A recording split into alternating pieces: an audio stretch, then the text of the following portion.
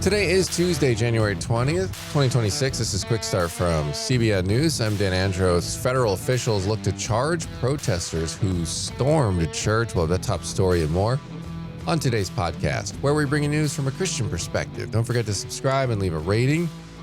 You can email us your thoughts as well. Our email address is quickstartpodcast@cbn.org. We'd love to hear from you. Whatever you want to drop us a line with, because we're glad you're here with us, getting through the news of the day like we do it each and every weekday, bright and early. With me today, CBN's Billy Hallowell, and on the focus story, Billy, Erica Kirk is taking action to try and speed along the trial of her husband's accused killer. Yeah, this is an interesting one. She's making some moves legally to try to make that trial go a little faster, so we'll break that down today. All right, looking forward to that. Also, on the main thing, Franklin Graham. Bill, you caught up with him recently. He talked about Charlie Kirk and the end times, among other things, and why he believes Christians must be ready for Christ's return. So all of that and more is coming up on the podcast today. With that, we're going to head to the news in 90 seconds. And federal officials are weighing criminal charges after anti-ICE activists stormed a church service in Minnesota, shouting down worshipers in the middle of prayer. Minnesota Attorney General Keith Ellison's pushing back, though, insisting the protesters did not violate federal civil rights laws, even as the Justice Department actively investigates. DOJ officials are reviewing whether the disruption violated the FACE Act and the Ku Klux Klan Act, a law that protects people exercising their religious freedom and bars intimidation inside houses of worship. Ellison appeared on Don Lemon's YouTube show and argued that the FACE Act only applies to abortion clinics, a claim many legal experts dispute.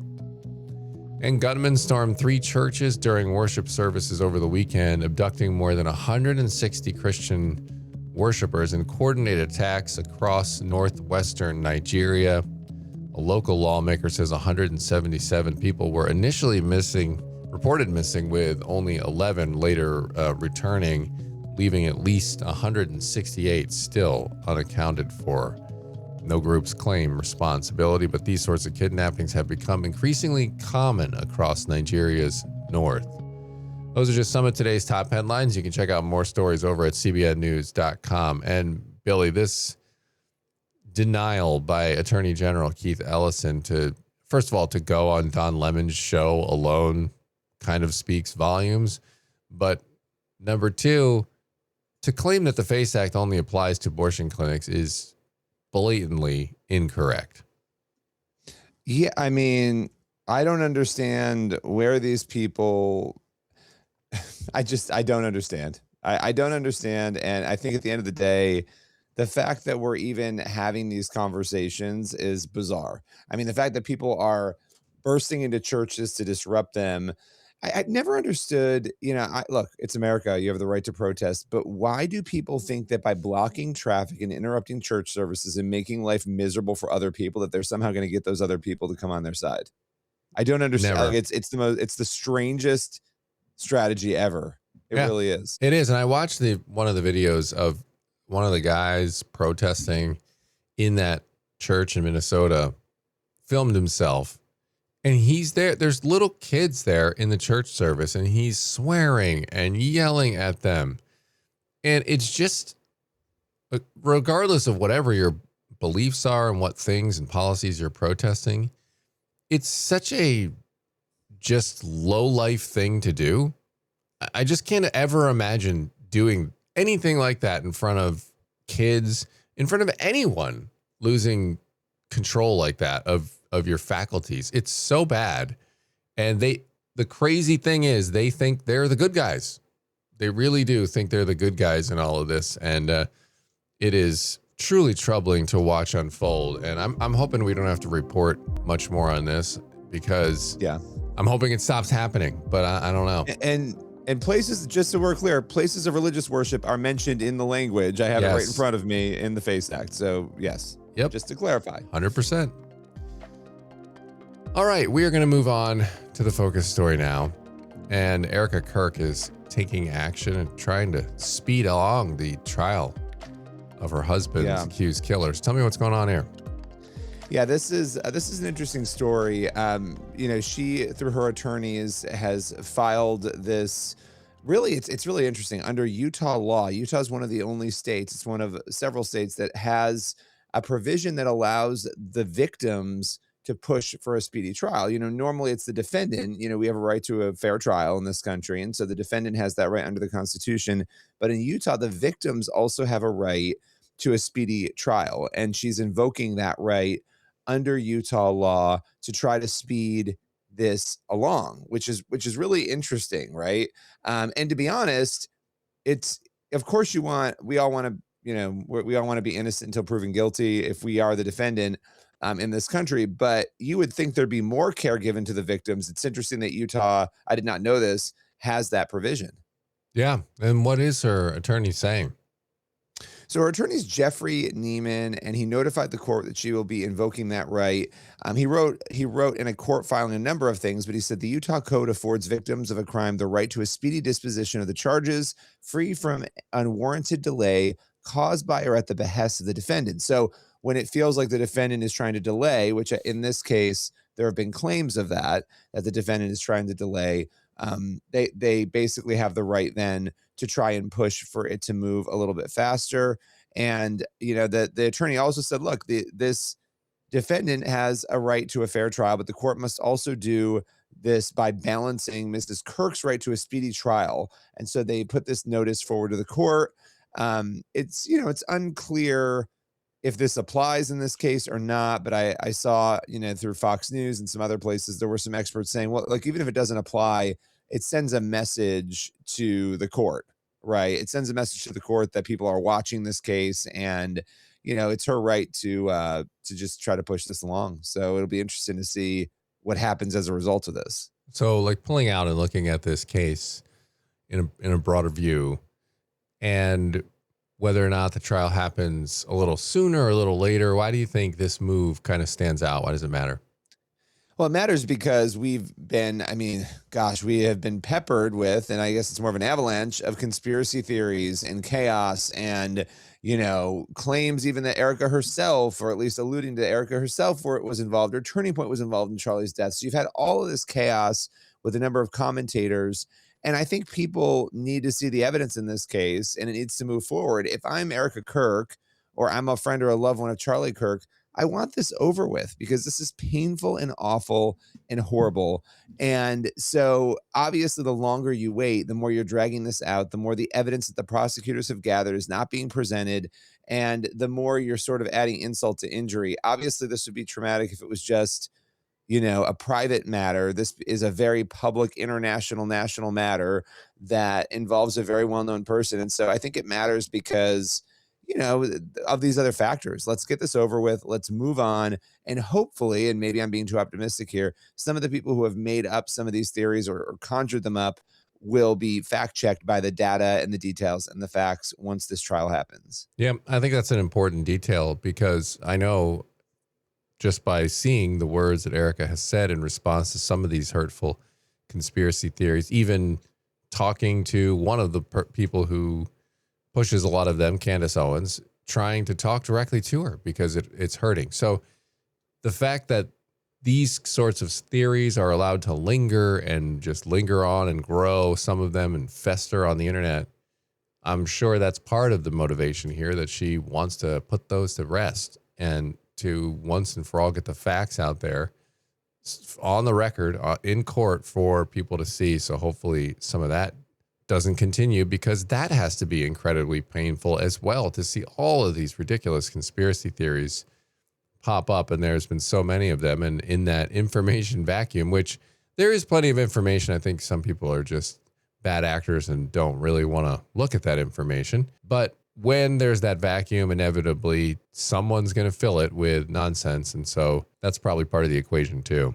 just getting it over with and moving on. When you're a victim in a case like this, and I've known people who've gone through these sorts of things, you know, where there's a murder or there's something horrible, you're just dragged through the mud for years and years and years while you're waiting for it to end. Then there's the appeals. Then there's, you know, so at some point you just want it to be over. But I think this case has so many other factors that make it even more pressing to get it done. Yeah, absolutely. Well, we'll certainly continue praying for that to happen in this case, for it to move along speedily, for things to be once and for all decided so that Erica and their families can at least have peace of mind on that front. So appreciate you bringing that one to the podcast today, Billy.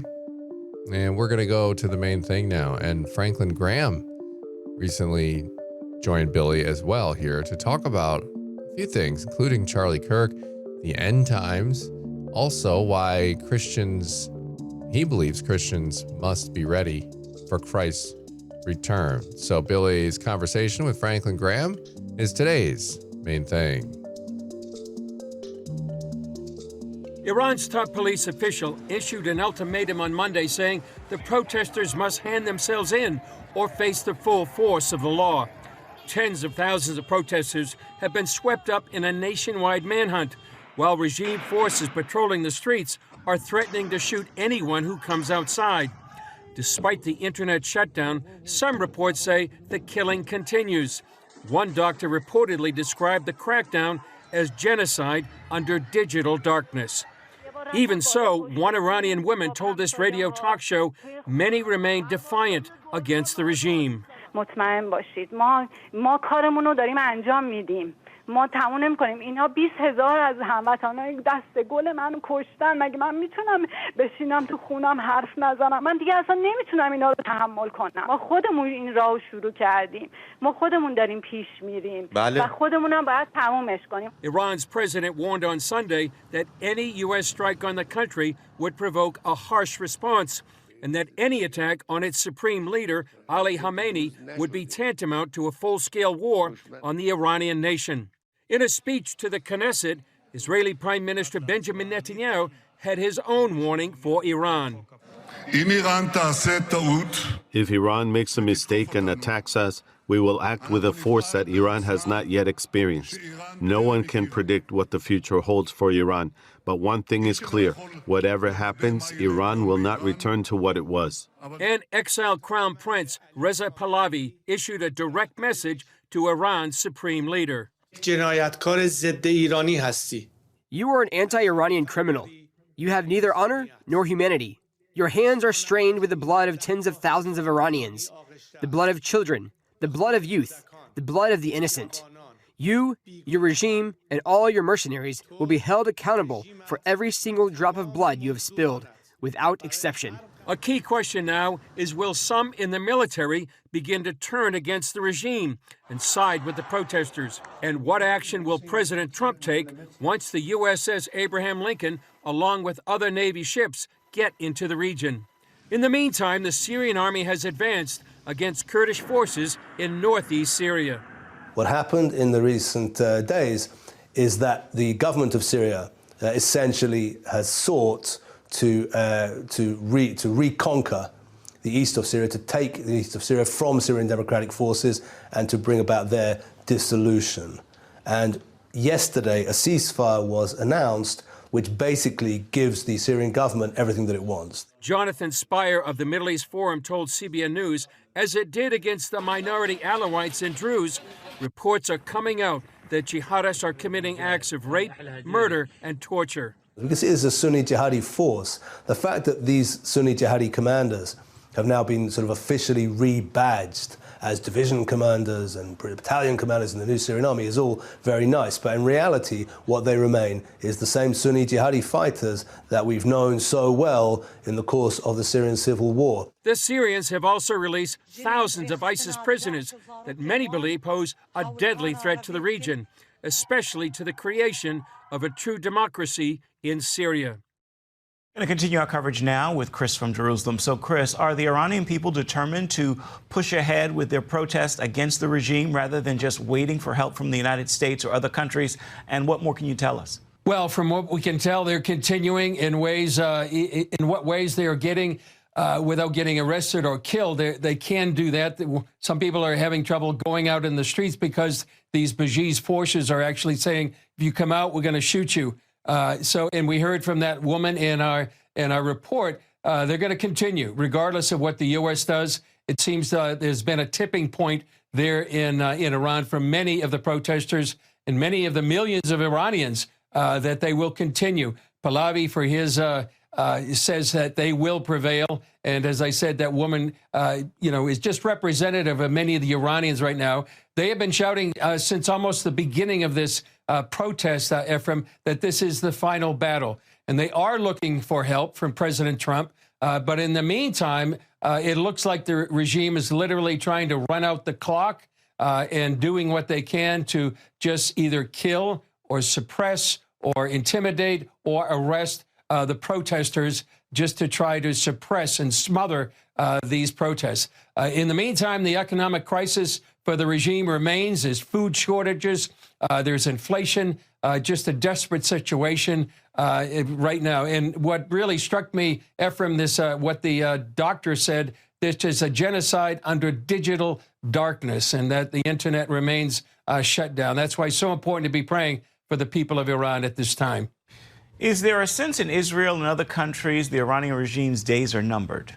Well, there's a sense that maybe the regime is running out of road, as some people have said it. The nationwide protests may not stop. They're facing international sanctions.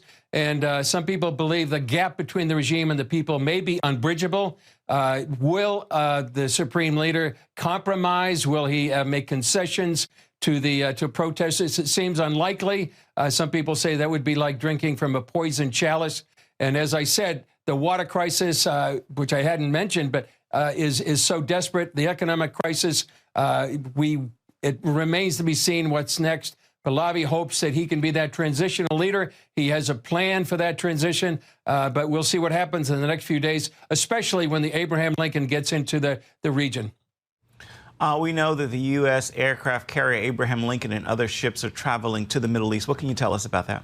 Well, basically, it's an armada on its way, and just part of a massive military buildup. Guided missile submarines in the region that have cruise missiles.